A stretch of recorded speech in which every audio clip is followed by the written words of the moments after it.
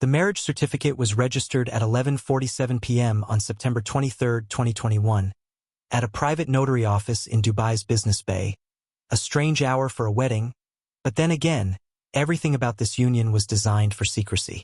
29-year-old Angelica Domingo signed her name on the ornate document with trembling hands, barely reading the Arabic text that bound her in matrimony to Sheikh Khaled bin Rashid Al Maktoum, a 48-year-old businessman whose family tree connected distantly to Dubai's ruling dynasty and whose wealth came from construction contracts that had built half the towers surrounding them. What Angelica didn't fully understand, couldn't understand, given that the 47-page contract was in legal Arabic she couldn't read and English translations were deliberately vague, was that she had just signed what amounted to a marriage NDA. The document stipulated that this union would remain absolutely secret. No public acknowledgement, no social media posts, no contact with her family in the Philippines about her new marital status. Violation of these confidentiality terms would result in immediate divorce, deportation, and financial penalties that would bankrupt her family for generations. Less than 9 hours after signing those papers, Angelica would be found unconscious in the penthouse suite of the Jumeirah Beach residence tower where Sheikh Khaled had taken her for their wedding night. She had sustained injuries that emergency responders would initially attribute to a fall, but forensic examination would reveal a more sinister truth. Blunt force trauma, defensive wounds, and evidence of a violent struggle that ended with Angelica fighting for her life against the man who had promised her salvation from poverty through a marriage that was designed to trap rather than liberate.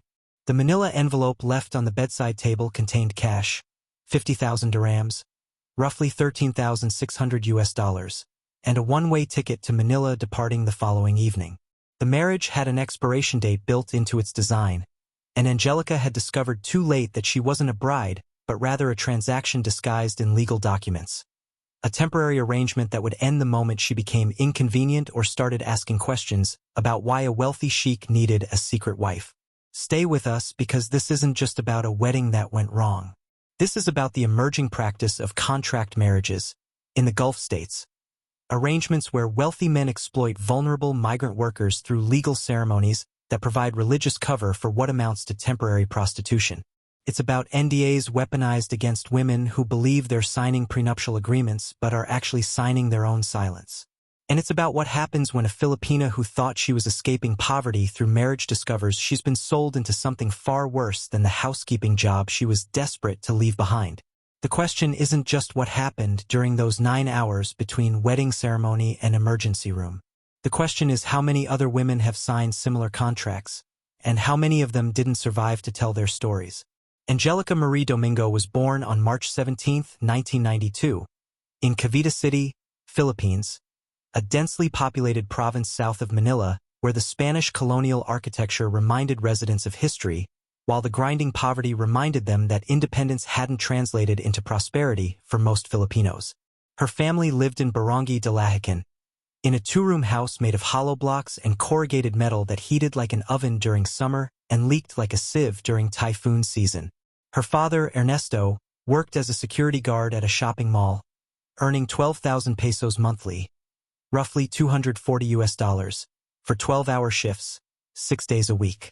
Her mother, Carmela, supplemented their income through a small sari-sari store operated from their home's front window, selling single cigarettes, sachets of shampoo, and candies to neighbors who purchased in quantities so small they measured their poverty by the piece rather than the package.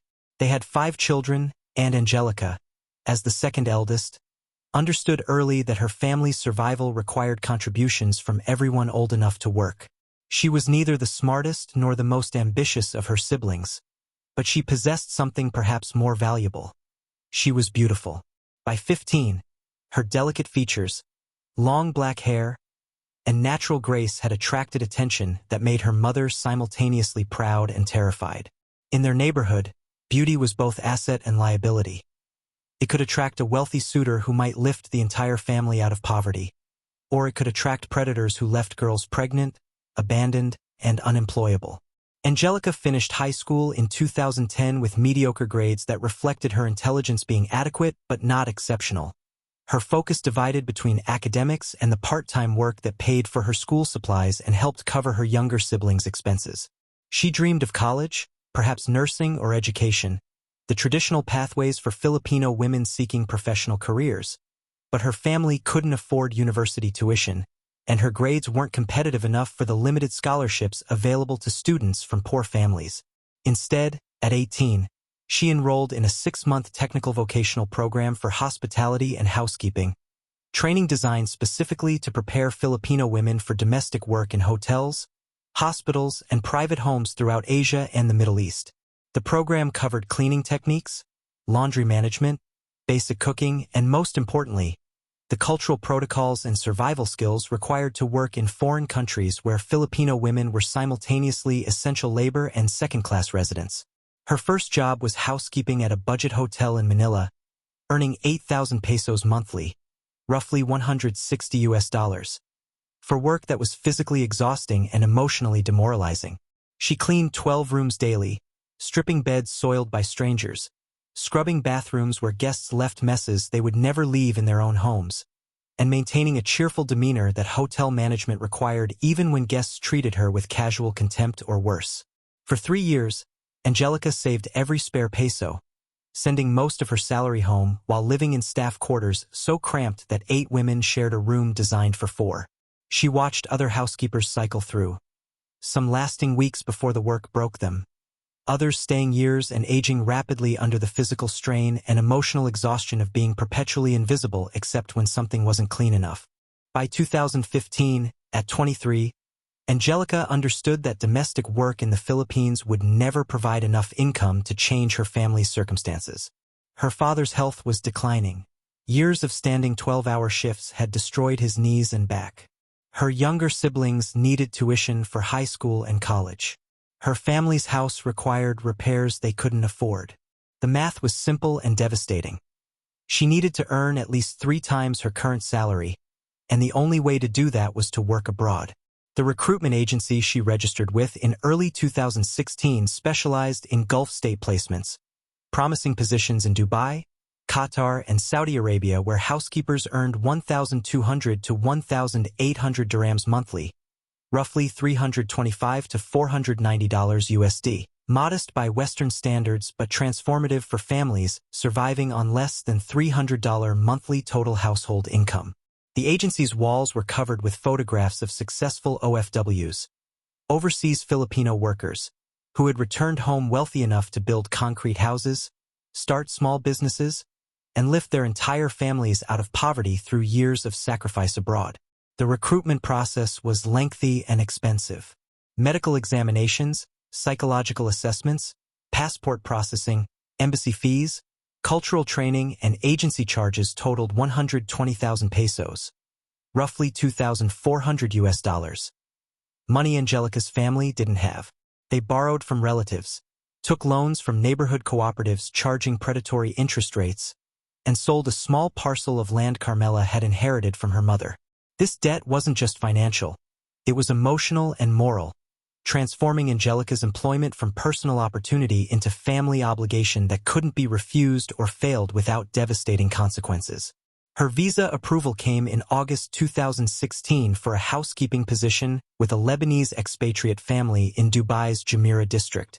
At 24 years old, Angelica boarded a flight to Dubai carrying a single suitcase, a rosary her grandmother had blessed, and dreams that combined hope with terror in equal measure. She knew stories of OFWs who had been abused, exploited, or worse, but she also knew stories of those who had succeeded, and she needed desperately to believe she would be among the survivors rather than the casualties. Her first 3 years in Dubai were defined by exhausting work and crushing isolation. She cleaned a 4-bedroom villa for a family of 6, worked from 6 a.m. until 10 p.m. most days, and sent 1,000 dirhams home monthly while living on the remaining 200 for personal expenses and the phone credit that provided her only connection to family. Her weekly day off was spent mostly sleeping, attending Catholic Mass at the Filipino church in Dubai, and sending money through remittance centers where other OFWs gathered to exchange news from home and commiseration about their shared circumstances. By 2019, Angelica had paid off most of her family's recruitment debt, funded her youngest brother's college education, and helped renovate her parents' house with proper roofing and plumbing. She was considered a success story among her peers, someone who had found decent employment with a family that didn't physically abuse her, paid on time, and allowed the regular days off mandated by UAE labor law. But success hadn't brought happiness. At 27, Angelica was desperately lonely, aging out of the marriage market in a culture that valued youth, and exhausted from years of work that left her body aching and her spirit diminished. She watched her younger sister get married in the Philippines via video call, crying afterward with a grief that combined genuine happiness for her sibling with profound sadness about her own isolated existence. Her vulnerability to the fantasy that Sheikh Khaled would eventually offer wasn't stupidity or naivety. It was the rational response of someone whose life had become unbearable and who desperately needed to believe that rescue was possible, even when that rescue came wrapped in red flags she couldn't afford to acknowledge. Sheikh Khaled bin Rashid Al Maktoum was born in 1973 into the sprawling Al Maktoum family network. Distant enough from Dubai's ruling branch to have no political power but close enough to use the family name for business advantages that turned mediocre investments into substantial returns.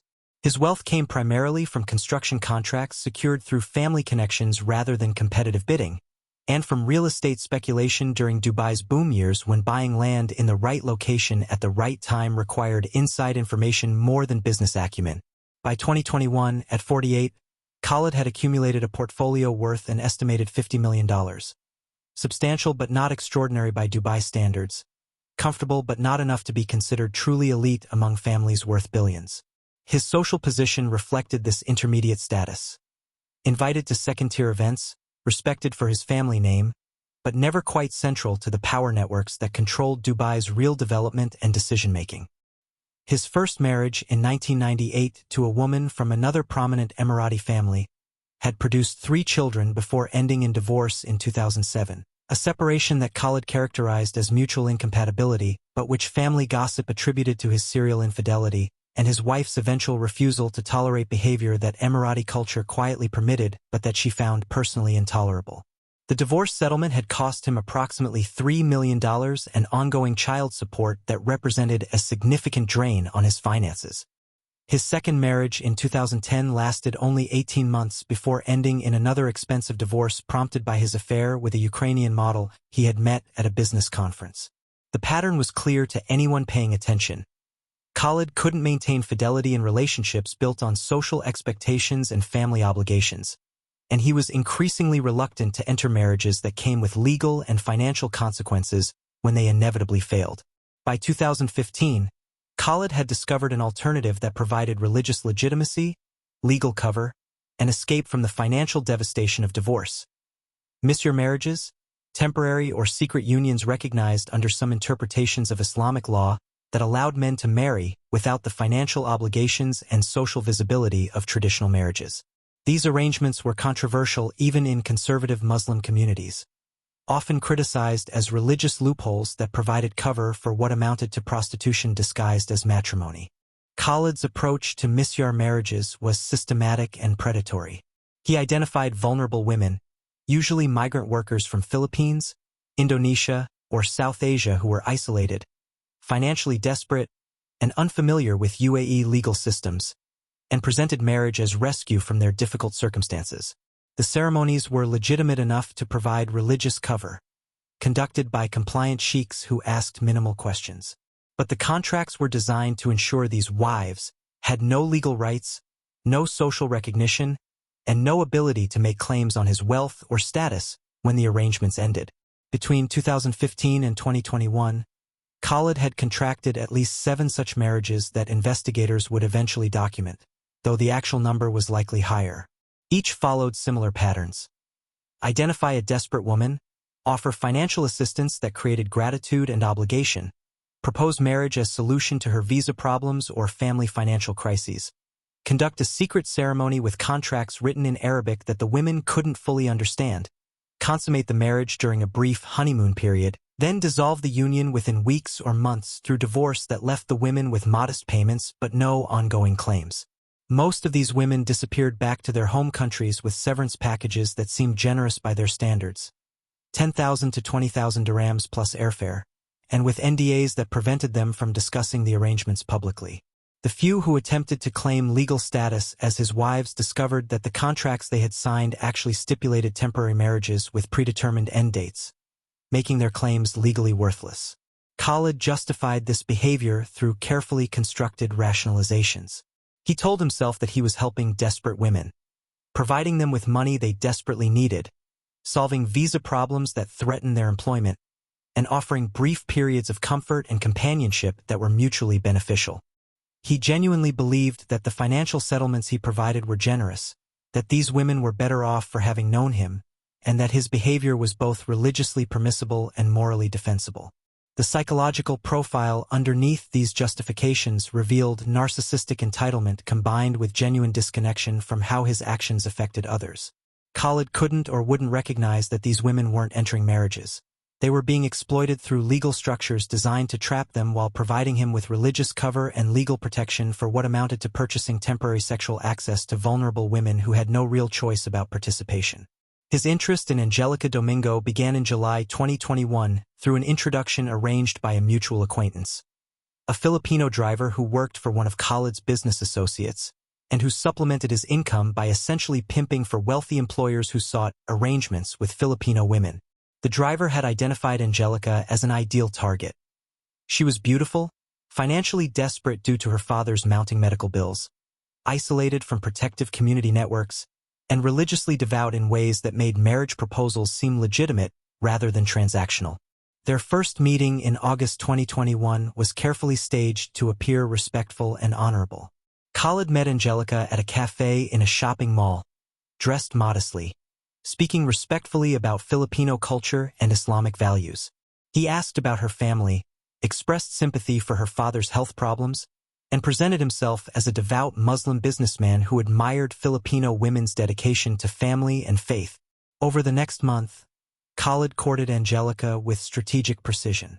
He provided 5,000 dirhams to help cover her father's medical expenses, presented as a loan but later characterized as mahr, Islamic bride price, to make his intentions seem matrimonial from the start.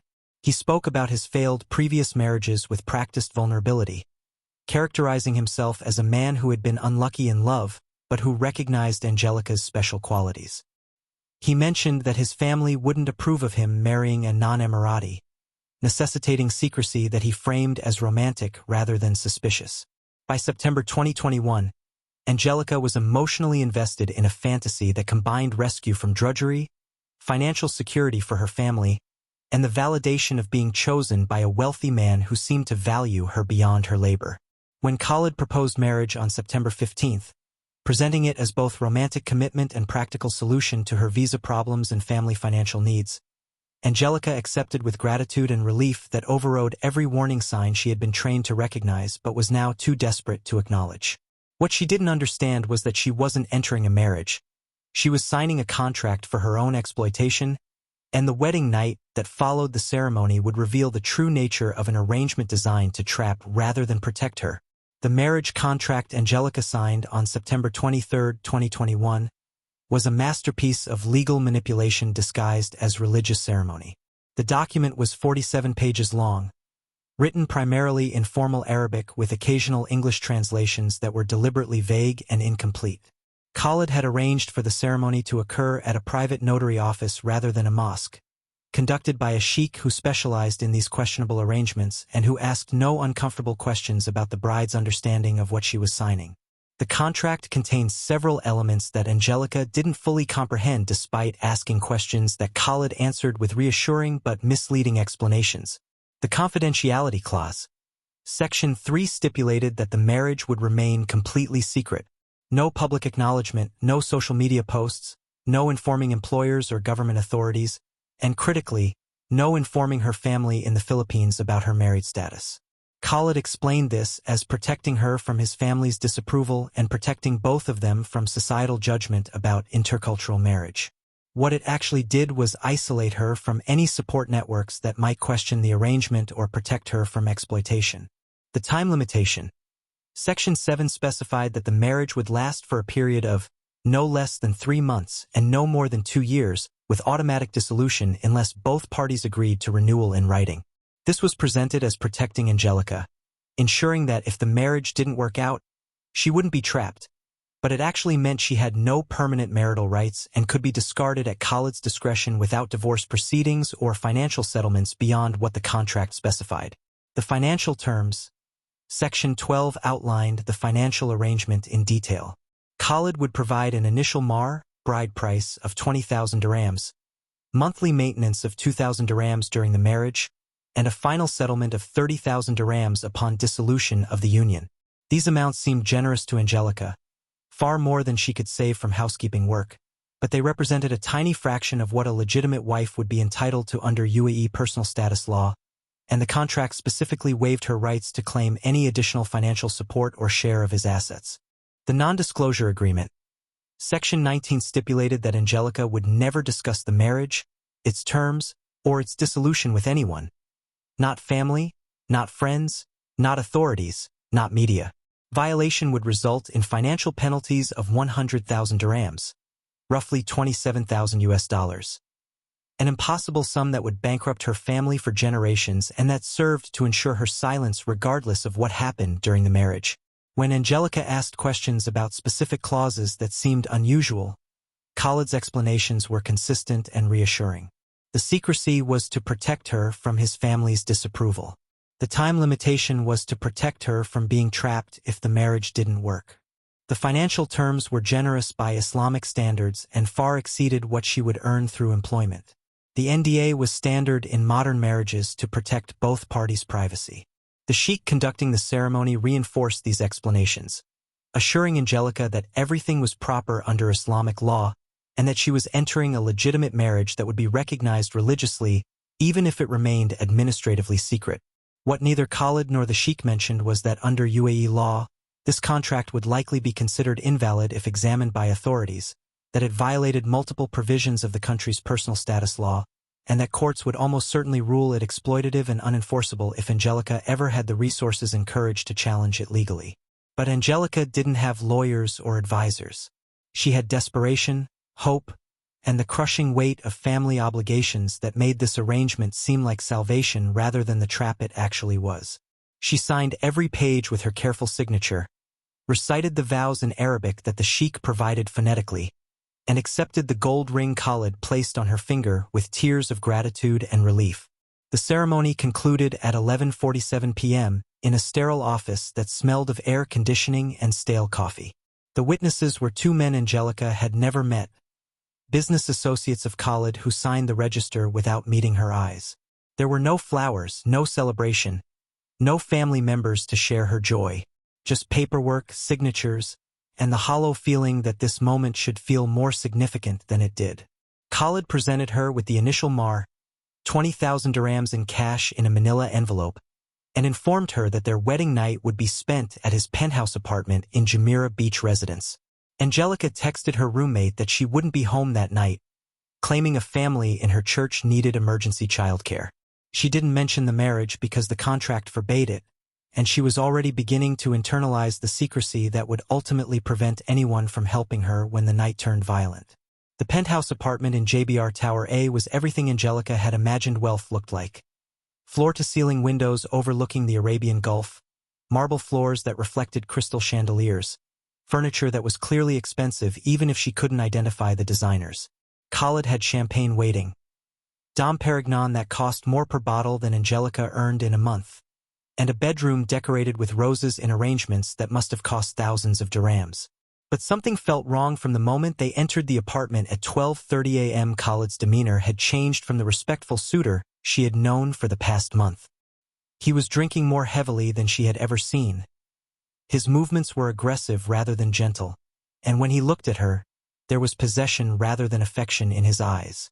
"You're my wife now," he said, pouring his third glass of champagne in 20 minutes. "Do you understand what that means? You belong to me. Everything about you belongs to me." The statement felt more like threat than romantic declaration, and Angelica's discomfort intensified as Khaled's behavior became increasingly erratic.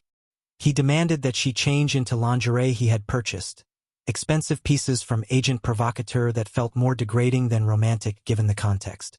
When she hesitated, expressing discomfort with how revealing the garments were, Khaled's voice took on an edge that frightened her.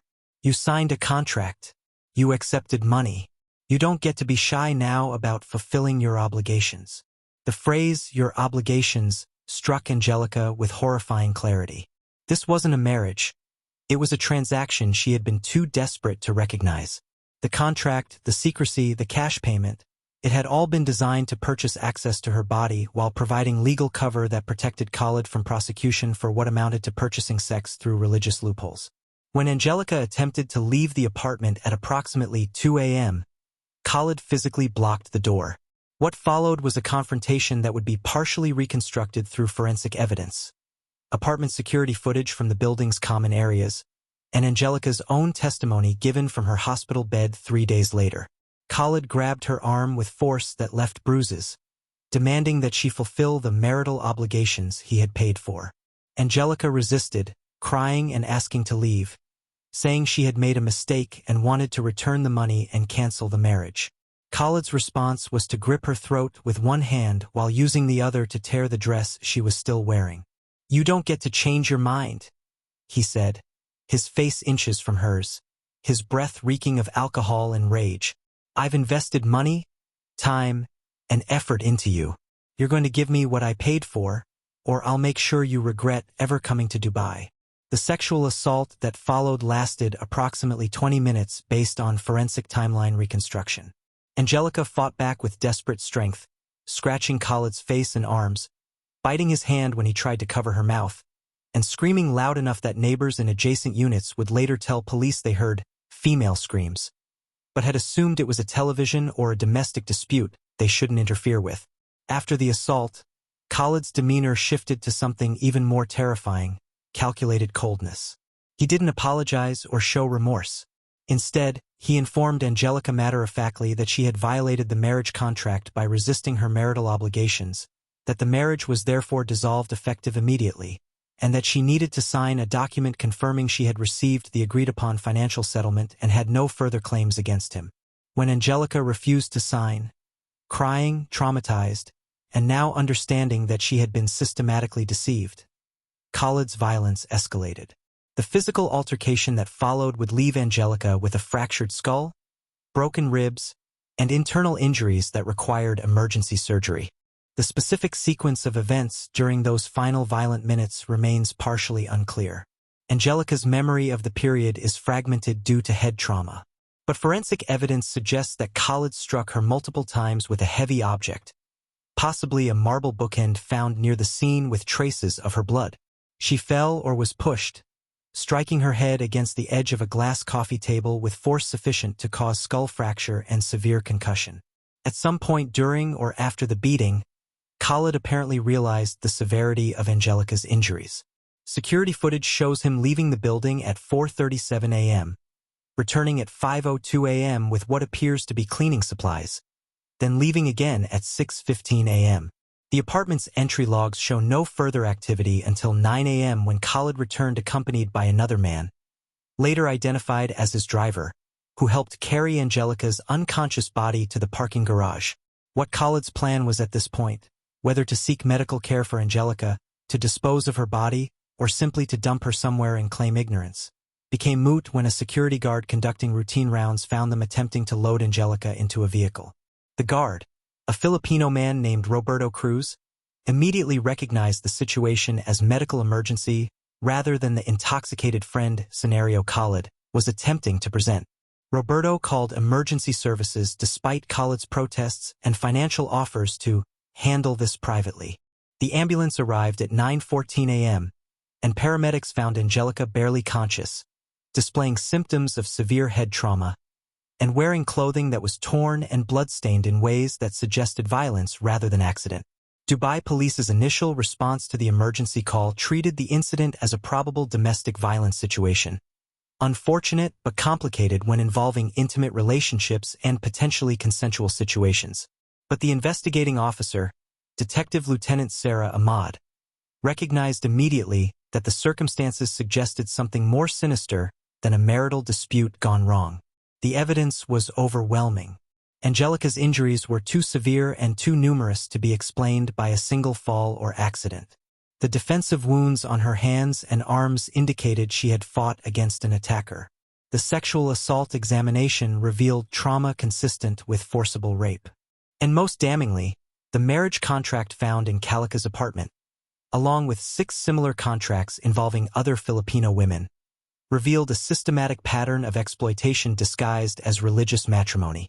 Lieutenant Ahmad, herself an Emirati woman who had faced significant discrimination to rise through Dubai police ranks, was particularly motivated to pursue this case aggressively. She had witnessed too many instances where crimes against migrant workers were dismissed or minimized, where powerful men escaped accountability through family connections and expensive lawyers, and where victims were treated as willing participants in their own exploitation. Her investigation uncovered disturbing patterns. Between 2015 and 2021, Khaled had contracted at least 7 misure marriages with foreign domestic workers, 6 Filipino women and 1 Indonesian woman. Each arrangement followed the same template. Identify vulnerable worker, provide financial assistance that created obligation, propose marriage as solution to visa or financial problems, conduct secret ceremony with contracts designed to minimize his obligations and her rights, consummate the marriage, then dissolve it within months with severance payments that ensured silence. Of the 7 women, Lieutenant Ahmad managed to locate and interview 4 who had returned to their home countries. Maria Santos, married August 2015, divorced November 2015, received 25,000 dirhams final settlement after 3-month marriage. Described psychological pressure to accept frequent sexual demands regardless of her consent, and emotional abuse when she requested more time before physical intimacy. Left with emotional trauma but didn't report to authorities because she feared being charged with adultery under UAE law. Christina Reyes, married March 2017, divorced June 2017, received 30,000 dirhams final settlement. Described similar pattern of control, isolation, and sexual demands framed as marital obligations. Attempted to refuse sex during menstruation and was physically pushed and verbally abused. Left feeling ashamed and used but again feared reporting would result in her own prosecution. Jasmine Cruz, married November 2018, divorced February 2019, received 28,000 dirhams but reported that Khaled had promised 40,000 and threatened to withhold payment entirely if she didn't sign documents stating she received full amount. Described physical violence during arguments about his drinking and his demands for sexual acts she found degrading. Linda Fernandez, married July 2020, divorced September 2020, received only 15,000 dirhams despite contract stipulating 30,000. When she protested, Khaled threatened to report her to immigration authorities for visa fraud if she didn't accept the reduced amount and sign the NDA. She left Dubai within a week, taking the money because her family was desperate, but feeling like she had been paid for prostitution rather than been compensated for a dissolved marriage. 3 other women could not be located. They had returned to Philippines and either couldn't be found or refused to participate in the investigation, likely because they feared prosecution, public shame, or violation of the NDAs they had signed. The legal case against Khaled was complicated by several factors. UAE personal status law regarding marriage was complex, particularly around misure arrangements that occupied a gray area between religious permission and legal regulation. Khaled's lawyers argued that all marriages were consensual, that the women had entered the agreements with full knowledge and had been compensated fairly, and that any violence during the final encounter with Angelica was self-defense against her aggressive behavior when he attempted to dissolve the marriage. But the forensic evidence told a different story. Angelica's injuries were too severe to be explained as defensive responses. The security footage showing Khaled attempting to remove her unconscious body from the building undermined his self-defense claims. And most devastatingly, the recovered contracts with their exploitative terms, excessive NDAs, and one-sided financial arrangements demonstrated a systematic pattern of exploitation rather than good-faith marriages that had simply ended poorly. The case attracted international attention when Filipino advocacy organizations highlighted it as an example of how religious loopholes and legal complexities were being weaponized against vulnerable migrant workers. The Philippine government demanded justice, threatening to suspend deployment of Filipino workers to UAE if adequate protections weren't implemented. Human rights organizations called for reforms to marriage laws that allowed such obvious exploitation. Public opinion in Dubai was divided. Some viewed Angelica and the other women as gold diggers who had entered transactional arrangements with their eyes open and were now crying victim when the arrangements ended. Others recognized the clear power imbalance and systematic exploitation that characterized Khaled's behavior. Social media debates became heated, often splitting along lines of gender, nationality, and class. Through all of this, Angelica remained in the hospital for 17 days, undergoing multiple surgeries to address her skull fracture and internal injuries. Her family was eventually informed about the marriage and the violence, a conversation that devastated her mother, who felt overwhelming guilt for the family financial pressures that had made her daughter vulnerable to such exploitation. Her father suffered a second stroke upon hearing the news, complicating his already fragile health. The trial of Sheikh Khaled bin Rashid Al Maktoum began on February 14, 2022, Valentine's Day. Another cruel irony in a case filled with them. Prosecutors charged him with sexual assault, grievous bodily harm, human trafficking through deceptive marriage, and witness intimidation for his attempts to prevent Angelica from receiving medical care. The proceedings lasted 9 weeks and exposed uncomfortable truths about the intersection of religious law, migrant labor exploitation, and gender-based violence in Gulf societies. Khaled's defense team, a battery of expensive lawyers who specialized in protecting wealthy clients from criminal accountability, pursued a multi-pronged strategy. First, they argued that the marriages were legitimate under Islamic jurisprudence, that misyar arrangements were controversial but not illegal, and that Khaled had acted in good faith throughout. They presented testimony from religious scholars who confirmed that temporary or secret marriages had historical precedent in Islamic tradition, even if contemporary Muslims debated their propriety. Second, they characterized the women, particularly Angelica, as willing participants in financially motivated arrangements who now regretted their choices and were attempting to extract additional money through criminal complaints. They highlighted the cash payments the women had received, suggesting that accepting money undermined their claims of being victims rather than participants. Third, they claimed that any violence during the final encounter was defensive, that Angelica had become aggressive when Khaled attempted to end the marriage, that she had attacked him first, explaining the scratches on his face and arms, and that his response was proportionate to the threat she posed. The prosecution systematically dismantled each argument. They demonstrated that the contracts Khaled used were designed to exploit legal and religious ambiguities rather than reflect good faith marriages. They showed that the financial terms were deliberately structured to avoid granting the women any real marital rights while creating paper trails that could be used to claim the arrangements were legitimate. They presented Angelica's medical records, showing injuries far too severe to be explained as defensive responses to an aggressive woman. They showed security footage of Khaled attempting to remove Angelica's unconscious body, behavior inconsistent with someone who had simply defended himself and suggesting consciousness of guilt. Most powerful was the testimony of the other women who had been through similar arrangements. Despite the NDAs they had signed, despite their fear of prosecution or public shame, 4 of them traveled to Dubai at the prosecution's request to testify about their experiences.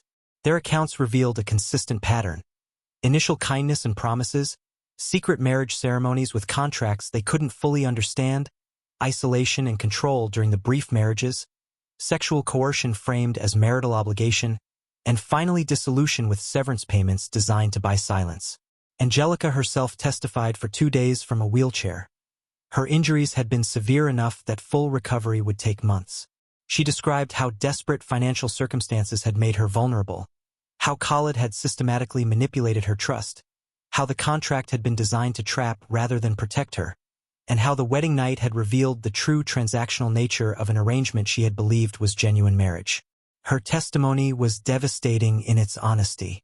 She admitted that she had been motivated partly by money, that she had hoped marriage would provide escape from domestic work, that she had perhaps been willfully blind to warning signs. But she also made clear that accepting money didn't mean consenting to rape, that signing a contract didn't mean surrendering bodily autonomy, and that her desperation had been systematically exploited by someone who knew exactly how to weaponize religious traditions and legal complexities against vulnerable women. The defense's cross-examination attempted to portray her as a liar and opportunist, but it largely backfired.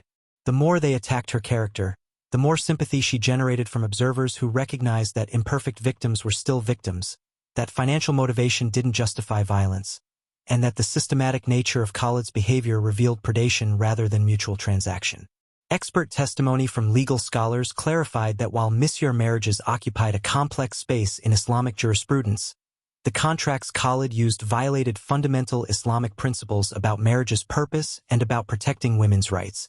They explained that marriage in Islam was meant to provide stability and protection, not serve as legal cover for temporary sexual access, and that the extreme NDAs and one-sided financial terms in Khaled's contracts violated Islamic principles about fair treatment and women's marital rights.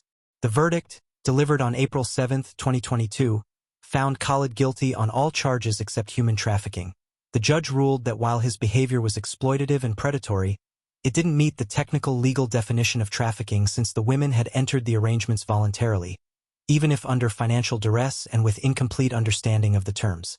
He was sentenced to 12 years imprisonment for sexual assault and grievous bodily harm, with the judge noting that the systematic nature of his exploitation and his attempts to prevent Angelica from receiving medical care demonstrated callous disregard for human dignity that warranted the maximum sentence under UAE law for these offenses. Additionally, Khaled was ordered to pay 500,000 dirhams, roughly $136,000, in compensation to Angelica for her medical expenses, lost wages, and emotional suffering, a sum that was simultaneously substantial and inadequate given the lifelong physical and psychological consequences of his violence. The verdict sent shockwaves through Dubai's elite communities, where many had expected Khaled's family connections to insulate him from serious consequences.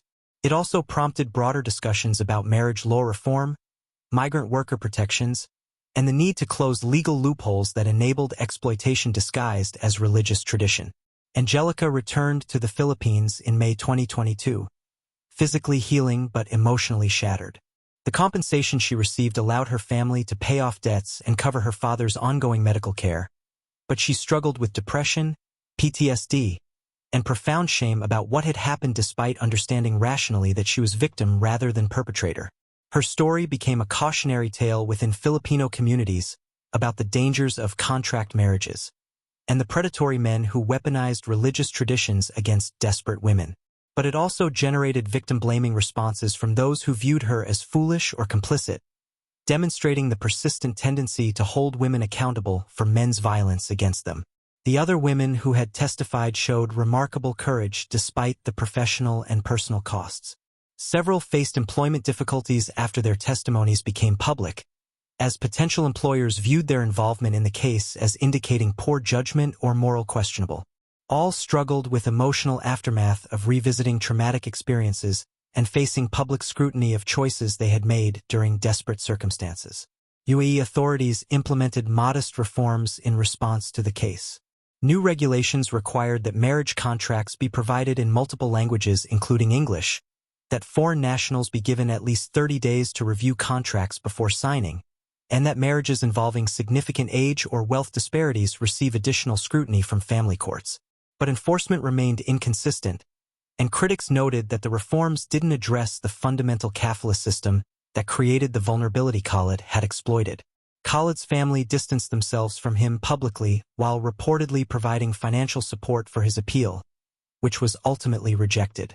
He serves his sentence in Dubai Central Prison, where according to reports he maintains his innocence and characterizes himself as the victim of gold diggers and politically motivated prosecution.